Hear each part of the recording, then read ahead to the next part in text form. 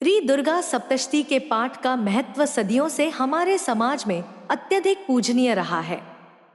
इस अद्भुत ग्रंथ में देवी की महिमा, उनके बलिदान और उनके संघर्षों का वर्णन है, जो हमें साहस, भक्ति और सत्य के मार्ग पर चलने की प्रेरणा देता है।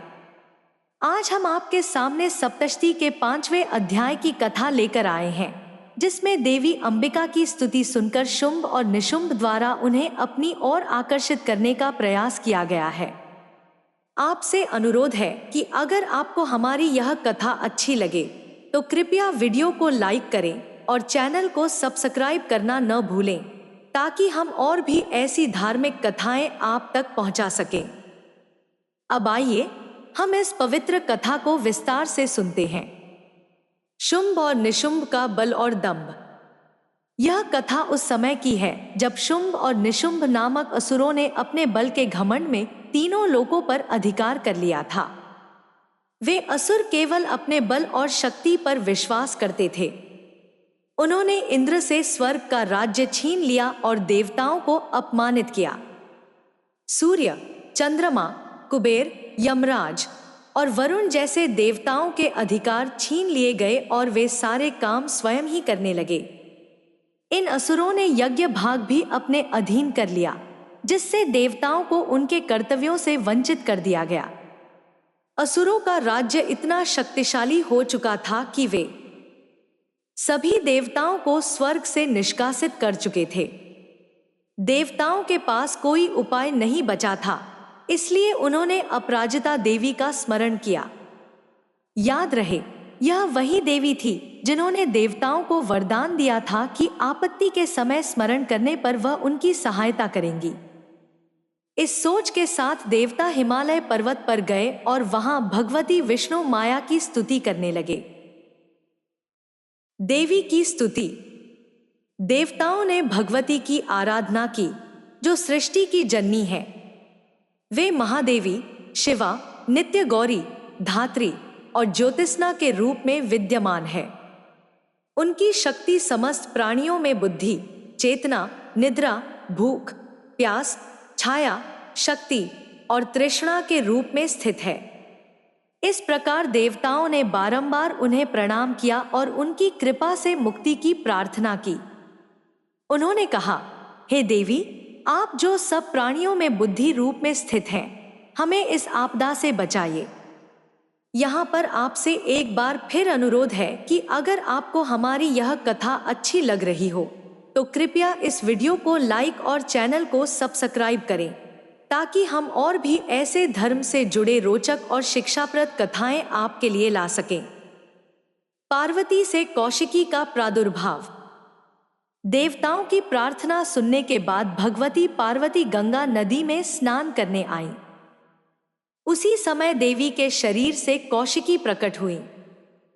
कौशिकी का जन्म होते ही पार्वती का रूप काले रंग में बदल गया और वे काली देवी के रूप में हिमालय पर्वत पर निवास करने लगी। कौशिकी के प्रकट होते ही शुंभ और निशुंभ के सेवक चंड और मुंड ने उन्हें देखा।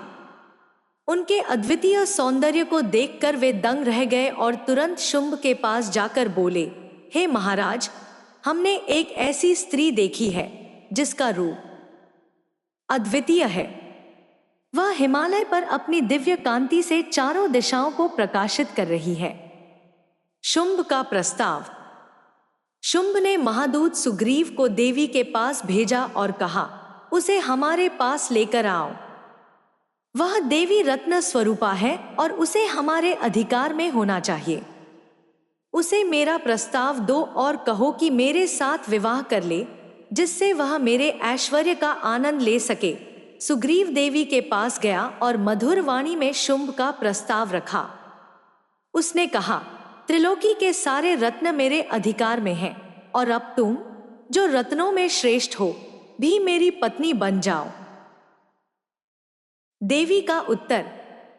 देवी अंबिका ने इस प्रस्ताव को सुनकर मुस्कुराते हुए कहा, तुम्हारे राजा शुंभ बलवान हैं, पर मैंने पहले से एक प्रतिज्ञा कर रखी है। जो मुझे युद्ध में हराएगा वही मेरा स्वामी होगा। यदि शुंभ या निशुंभ मुझे जीत सकते हैं तो वे यहाँ आएं और मुझे संग्राम में हराकर मेरा वरण करें। सुग्रीव ने शुंभ को यह उत्तर सुनाया, जिससे वह अत्यंत क्रोधित हो गया। उसने अपने सेनापति धूम्रलोचन को देवी को बलपूर्वक पकड़कर लाने का आदेश दिया। धूम्रलोचन 60,000 असुरों की सेना लेकर देवी के पास गया और उन्हें ललकारा। देवी ने मात्र हूं शब्द के उच्चारण से धूम्रलोचन का वध कर दिया और सिंह ने उसकी सेना का नाश कर दिया। चंड और मुंड का वध। इसके बाद शुंभ ने अपने प्रमुख दैत्यों चंड और मुंड को देवी को पकड़कर लाने का आदेश दिया। चंड और मुंड अपने विशाल असुर सेना के साथ हिमालय पर पहुंचे और देवी को ललकारा। देवी ने क्रोध से अपने ललाट से काली को प्रकट किया। काली ने चंड और मुंड का वध कर दिया और उनके सिर देवी को भेंट कर दिए। देवी ने प्रसन्न होकर कहा, अब तुम संसार में चामुंडा के नाम से प्रसिद्ध हो जाओगी। रक्तबीज का वध। इसके बाद शुंभ और निशुंभ ने अपनी समस्त सेना को युद्ध के लिए भेजा। असुरों की सेना का प्रमुख था रक्तबीज, जिसकी एक एक रक्त की बूंद से हजारों और असुर उत्पन्न हो जाते थे।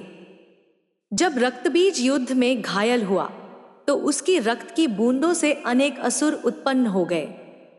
देवी ने काली को आदेश दिया कि वह उसके रक्त को पीकर सभी असुरों का अंत कर दे।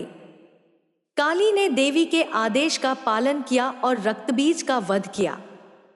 शुंभ और निशुंभ का अंत। अंततः शुंभ और निशुंभ ने स्वयं युद्ध में उतरने का निर्णय लिया। दोनों भाइयों ने अपने बल का प्रदर्शन करते हुए देवी को चुनौती दी। देवी ने अपने सारे रूपों को एकत्र कर लिया और दोनों असुरों का वध कर दिया। इस प्रकार देवी ने देवताओं को उनके राज्य वापस दिलाए और संसार को असुरों के आतंक से मुक्त किया। यह कथा हमें यह सिखाती है कि जब भी अधर्म का बोलबाला होता है, तब देवी का रूप प्रकट होता है और वह धर्म की स्थापना करती हैं। यह कथा हमें साहस, शक्ति और भक्ति के महत्व को समझाती है। देवी अंबिका के रूप की यह लीला हमें यह विश्वास दिलाती है कि जब भी हम कठिनाई में होंगे, देवी हमारी रक्षा अवश्य करेंगी। यदि आपको यह कथा पसंद आई हो तो कृपया हमारे चैनल को सब्सक्राइब करें और वीडियो को लाइक करना न भूलें।